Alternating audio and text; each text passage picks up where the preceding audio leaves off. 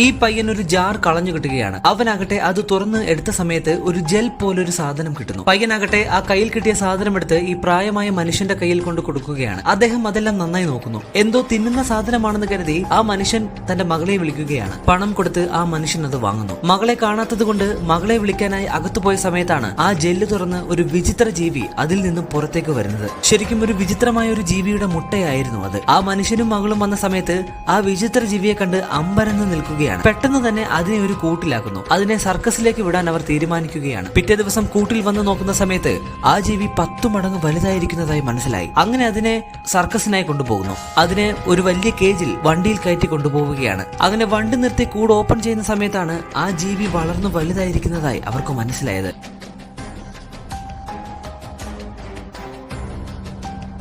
അടുത്ത നിമിഷം തന്നെ ആ കൂടെല്ലാം പൊട്ടിച്ച് അത് വെളിയിൽ വരുന്ന കാഴ്ചയാണ് നിങ്ങൾക്ക് കാണാൻ സാധിക്കുന്നത്.